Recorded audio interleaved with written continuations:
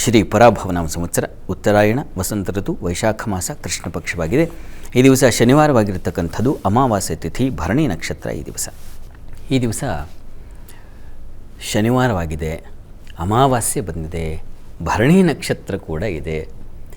ತುಂಬ ಚೆನ್ನಾಗಿದೆ ಇದು ಕೂಡ.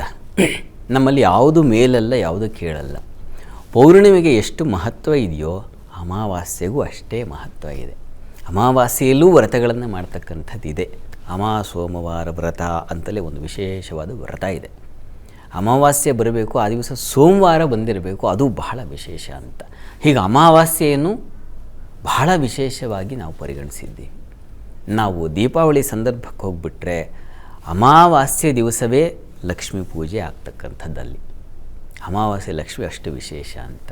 ಹೀಗೆ ಅಮಾವಾಸ್ಯೆ ನಮ್ಮಲ್ಲಿ ವರ್ಜ್ಯ ಅಲ್ಲ, ಅಂದರೆ ಬಿಟ್ಟಾಕಬೇಕು ಅಂತ ಇಲ್ಲ, ಭಯಪಡಬೇಕು ಅಂತಿಲ್ಲ.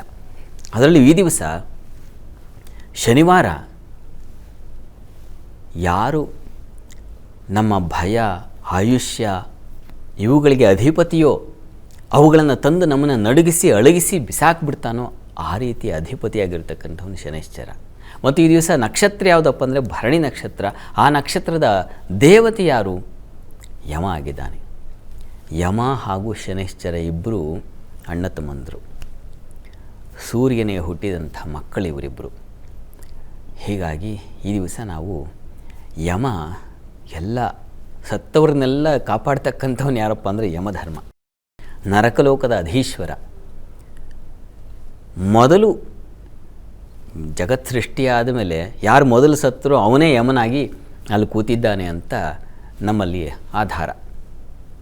ಹೀಗಾಗಿ ಯಮ ಸಾವಿಗೆ ಅಧಿಪತಿಯಾಗಿರ್ತಕ್ಕಂಥವನು, ಶನೈಶ್ಚರನ ಸಾವಿನ ಸೂಚಕ ಆಗಿರ್ತಕ್ಕಂಥ ಗ್ರಹ. ಹೀಗಾಗಿ ನಾವು ಭಯ ಪಡ್ತಕ್ಕಂಥದ್ದು ಯಾವುದಕ್ಕೆ ಅಂದರೆ ಸಾವಿಗೆ. ಹೀಗಾಗಿ ಈ ದಿವಸ ಈ ಸಾವಿನ ಭಯ ನಿವಾರಣೆಯಾಗಬೇಕು ಅಂತಂದರೆ ಎಂಥ ಸಾವು ಬಂದುಬಿಡುತ್ತೋ, ಹಲವು ಬಗೆಯ ಸಾವುಗಳಿದ್ದಾವೆ. ಈ ಥರ ನಾವು ಯಾವುದೋ ಎಲ್ಲೋ ರಸ್ತೆಯಲ್ಲಿ ಸಿಕ್ಕಾಕ್ಕೊಂಡು, ಇನ್ಯಾವುದೋ ಹಾಸ್ಪಿಟಲ್ ಒದ್ದಾಡಿಕೊಂಡು, ಇನ್ಯಾರದ್ದೋ ಒಂದು ಬಂಧನಕ್ಕೋ, ಇನ್ಯಾವುದೋ ಒಂದು ಚಿತ್ರಹಿಂಸೆಗೂ ಬಲಿಯಾಗಿ ಸಾಯೋದು ಯಾರಿಗೂ ಇಷ್ಟ ಇಲ್ಲ. ಅನಾಯಾಸೇನ ಮರಣಂ. ಅನಾಯಾಸವಾಗಿ ಕೂತಿದ್ದರೆ ಕೂತಲ್ಲೇ ಹೋಗಿಬಿಡ್ಬೇಕಪ್ಪ, ಮಲಗಿದ್ದರೆ ಮಲಗಿದಲ್ಲೇ ಹೋಗಿಬಿಡ್ಬೇಕಪ್ಪ. ದೇವರು ಎಲ್ಲರಿಗೂ ಒಂದು ಅಪೇಕ್ಷೆ ಇದೆ. ದೇವರು ಪ್ರಾರ್ಥನೆ ಮಾಡ್ಕೊಳ್ತಾ ಇರ್ತೀನಿ, ಆ ಸಂದರ್ಭದಲ್ಲಿ ತೊಗೊಂಡು ಹೋಗಲಿ ಶರೀರ ಅಂತ. ಈ ಥರದ್ದೆಲ್ಲ ನಮ್ಮಲ್ಲಿ ಕಲ್ಪನೆಗಳಿದೆ ನೋಡಿಪ್ಪ. ನಿರಾಯಾಸವಾಗಿ, ಅನಾಯಾಸವಾಗಿ ಸಾವು ಬರಬೇಕು, ಮುಕ್ತಿ ಕಾಣಬೇಕು ಅಂತಂದರೆ ಹೀಗೆ ನಾವು ಶನೈಶ್ಚರನನ್ನು, ಯಮನನ್ನು, ಇವರಿಬ್ಬರಿಗೂ ಅಧೀಶ್ವರನಾಗಿರ್ತಕ್ಕಂಥ ಪರಮೇಶ್ವರನನ್ನು ಪ್ರಾರ್ಥನೆ ಮಾಡಬೇಕಂತ. ಹೀಗಾಗಿ ಈ ಶನಿವಾರ ಅಂಥದ್ದೆಲ್ಲದಕ್ಕೆ ಒಂದು ಸೂಕ್ತ ಕಾಲವಾಗಿದೆ. ಈ ದಿವಸ ಈಶ್ವರ ಸನ್ನಿಧಾನದಲ್ಲೋ ಶನೈಶ್ಚರ ಸನ್ನಿಧಾನದಲ್ಲೋ ಹೋಗಿ ಅಭಿಷೇಕವನ್ನು, ರುದ್ರಾಭಿಷೇಕವನ್ನು ಮಾಡಿಸಿ, ಮತ್ತು ಶನೈಶ್ಚರನಿಗೆ ತುಂಬ ಪ್ರಿಯ ತಿಲ ತೈಲಾಭಿಷೇಕ, ಶಿವನಿಗೂ ಬಹಳ ಪ್ರಿಯ ತಿಲ ತೈಲಾಭಿಷೇಕ. ತಿಲ ಅಂದರೆ ಎಳ್ಳು, ಎಳ್ಳಿನ ಎಣ್ಣೆ. ಎಳ್ಳೆಣ್ಣೆ ಯಾರಿಗೆ ಗೊತ್ತಿಲ್ಲ, ಎಲ್ರಿಗೂ ಗೊತ್ತಿದೆ. ಎಳ್ಳೆಣ್ಣೆಯಿಂದ ಅಭಿಷೇಕವನ್ನು ಮಾಡಿಸಿದ್ರೆ ನಮ್ಮ ಪಾಪಗಳೆಲ್ಲ ಕಳೆದು ಹೋಗಿ ಭಗವತ್ ಕೃಪೆಯಿಂದ, ಅವನ ಕೃಪೆಯಿಂದ, ನಾವೇನು ಪೂಜೆ ಮಾಡಿಸ್ತೀವೋ ಆ ಕೃಪೆಯಿಂದ ನಮಗೆ ನಿರಾಯಾಸತೆ, ಯಾವುದೇ ನೋವಿಲ್ಲದೆ, ಯಾವುದೇ ಆರೋಗ್ಯ ಏರುಪೇರಾಗಿ ಒದ್ದಾಡಿ ಬಳಲಿ ಇನ್ಯಾವುದೋ ಒಂದು ಸಮಸ್ಯೆಗಳಿಂದ ಬಳಲಿಕೆ ಇಲ್ಲದೆ ಹಾಗೆ ಸಾವು ಬಂದುಬಿಡುತ್ತೆ.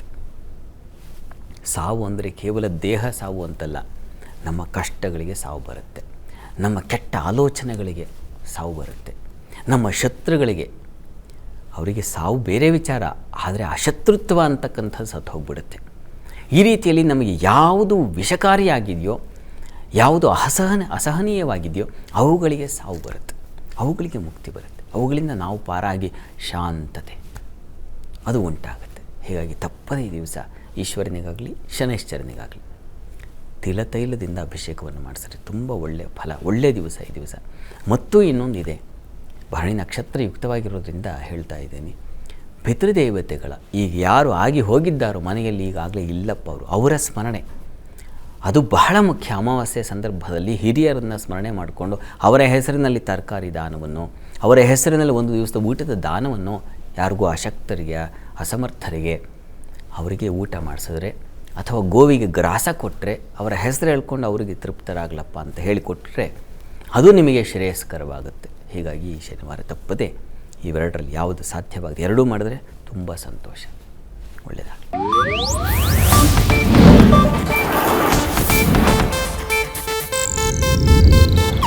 ಇದು ಏಷ್ಯಾನೆಟ್ ನ್ಯೂಸ್ ನೆಟ್ವರ್ಕ್ ಪ್ರಸ್ತುತಿ.